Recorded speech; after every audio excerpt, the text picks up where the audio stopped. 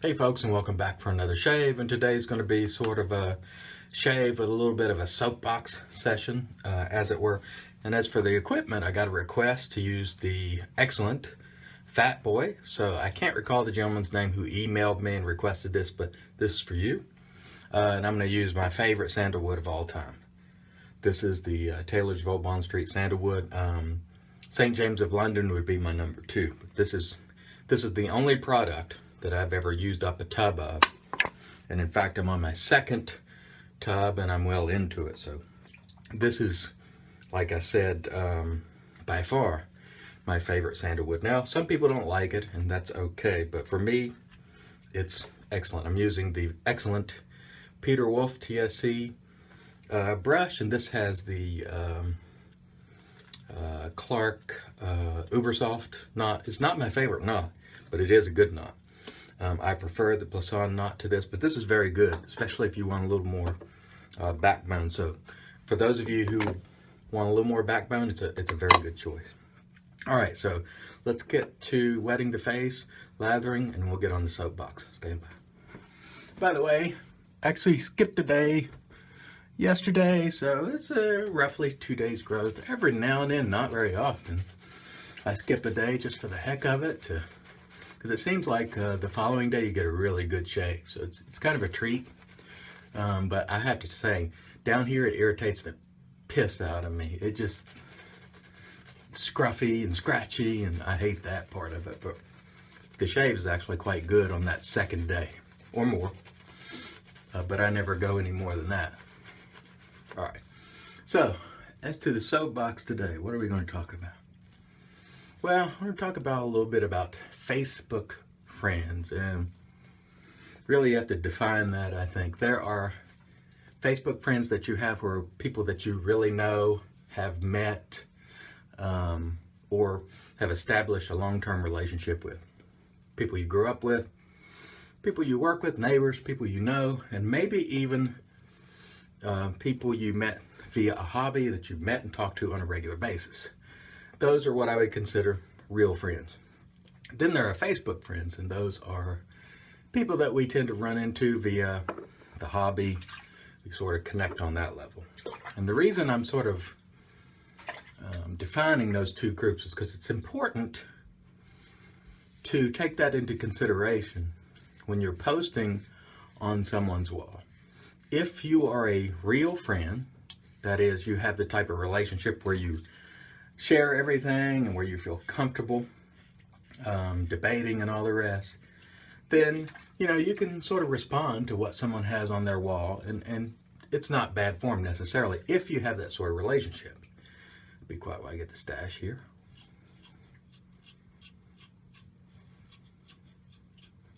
However, if you are a Facebook friend and you just take it upon yourself to post on somebody's wall in response to something they say, and it's sort of provocative comment, I think that's bad form. Or if you're, starting a debate, I think that's bad form unless you have that type of relationship. And you've got to take that in consideration, because you've got to understand that person has family members, workers, maybe their boss, and it has happened to me, which is why I cut back the number of people that I have friends as Facebook friends, and I don't accept anymore. Stand by and let me wet the face. We'll come back and continue. Anyhow, you post something, and then someone who's a Facebook friend comes along and they, say something either provocative or stupid, and then your real friends go, "Who in the hell is that nut?"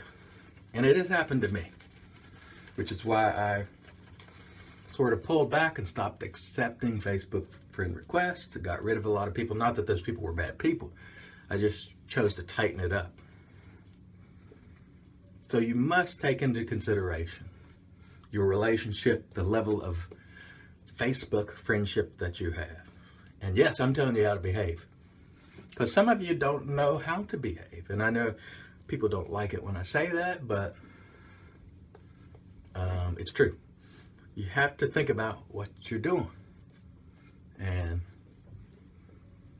making wild or provocative or inflammatory or trying to start a debate on a personal wall of someone you don't know is just not a good thing to do. Secondly, you've got to take into account your cultural differences when you do so. So if you're a person from New York City or a northern metro area, a lot of your opinions and philosophies and the way you grew up is probably different from a southerner. For example, a lot of northerners don't care much for firearms. In many places, they never use them, they don't hunt, they're not sportsmen in terms of shooting, and they don't have any use for it, and that's okay.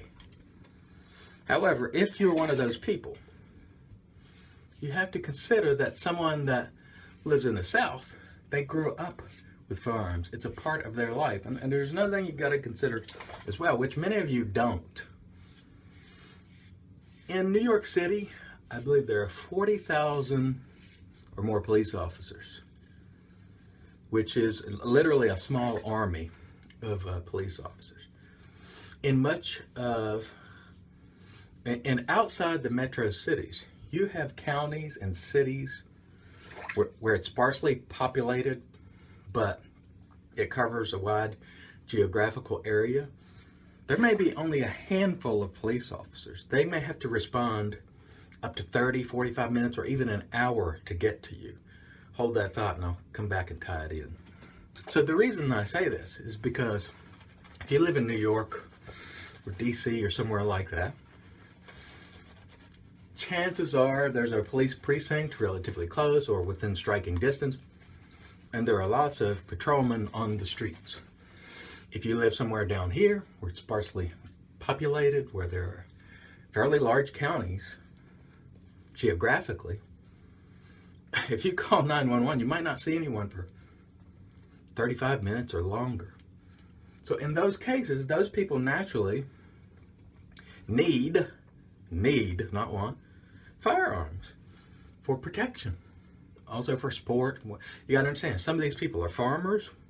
There are coyotes here that prey on their livestock. They use firearms for any number of things. It's not just strictly to have and show and all the rest of it. They are tools, and tools that are necessary. So the reason I'm using that as an example is people don't take into consideration cultural differences based on geography when they're making those statements. I remember I had a post where I said, look, I said flat out at the beginning, I'm not looking to start a debate about firearms. And I made a comment, and I told him from the get-go I wasn't interested in debating it, and a bunch of Facebook people jumped in and started chiming in, and you know, some of which were from the north, some from the south, but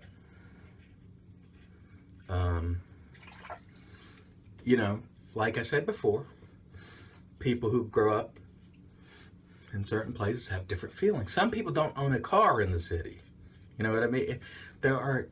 It's a much different way of living. And if you have not experienced that, you've got to take that into consideration. Here, you must have a car. You know, yeah, they have public transportation, but in the outlying areas, you must have a car. If you live in New York City, right in the city, not necessarily. In fact, a lot of people don't. It's a different way of living, and you have to take that into account. If you don't, and if you cannot handle that, you need to remove yourself as a friend from people you don't really know, because you make an ass of yourself. I try to think about what I'm posting on someone's wall or replying to or responding to and consider our relationship. And I would advise that you guys do the same. Some of you do not.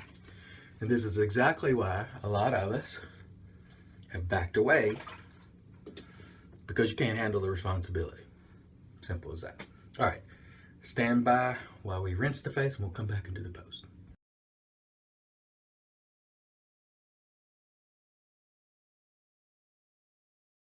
All right, let's get our Thayer's Witch Hazel going here. You know how I feel about it. It's great stuff. Still hasn't cleared up my spot this year, but eventually it will. It's just taking longer this particular year. The weather's been crappy. I keep rubbing it. I can't help myself because it aggravates me. So, but this is still good stuff. So back on subject. You have got to take into account the culture and where that person resides. Even myself, here in West Virginia, it is wildly different from Mississippi, where my wife grew up. And I travel there a lot, usually a couple times a year and have for a number of years. That doesn't make me an expert on their culture. It is different. And just as in New York or Chicago, that culture will be wildly different from mine. So when you see someone post about hot button issues like firearms, take into account where they're living, what their culture is. You may not have any use for firearms at all, and that's okay, but I do. So if you say something that is, ridiculous with respect to my need, you don't know what my need is. So shut it. If you don't like it, I don't care. All right, let's talk a little bit about the Fat Boy. And one thing I want to bring up for you folks. A lot of people use the ultrasonic cleaners, which are great for razors like this. But the one thing is I want to call your attention to. These numbers and the marks, they will absolutely come off if you leave them in an ultrasonic cleaner too long or even a little bit. If you don't care about that, if you're going to repaint them, go for it. But if you care about those numbers staying in their original state, and I use mine on 9, be careful about the ultrasonic cleaner. Also, the razors like the super speeds, some of the ones with the plastic type black handle, I don't know what material it is, it's plastic-ish. If you leave that in an ultrasonic cleaner too long, eventually it will start to remove that finish. Trust me, I had one that was kind of cruddy and I kept starting the ultrasonic cleaner over and over and that finish started coming off. So be careful about ultrasonic cleaners. Now if you got a stainless razor with no paint on it, man, you can just ultrasonic it away. But anything painted, be careful about it because it'll get under there and remove it. All right. Now as to the aftershave, this is Top Sandalwood. I put it in this little vial for when I travel, so I didn't have to take the whole bottle. This is great stuff. Again, my favorite sandalwood aftershave by far. I would even call this sandalwood of the gods. And for those of you who are offended by that, I don't care. I apologize before for that, but I realize certain people, they're just going to take things and take the worst possible meaning for it. So if it offends you, fuck off. I don't care. That's just the way I am. I'm at that point with people who have no common sense or respect. If you feel that I'm knocking religion, even though I'm a Christian myself, by saying that, go fuck yourself. I don't care. That's just the way I am. I hate to use that language, but you need to be told. I don't have any use for that anymore. And it got very irritating trying to apologize and reach out to people and say, hey, I didn't mean anything by that. And they act as if they know what's in your heart. And for you people, fuck off. I don't care. Got no use for you. All right. With all that trash out of the way, Peter Wolf, Wolf Whiskers, go get one. You need one, trust me. Fat Boy, excellent, still excellent. Became one of my favorite razors, one of 2 that I have remaining with the Black Mamba. And I actually have the Falcon prototype that I like a lot too. I haven't heard much about that, but I hope he makes it.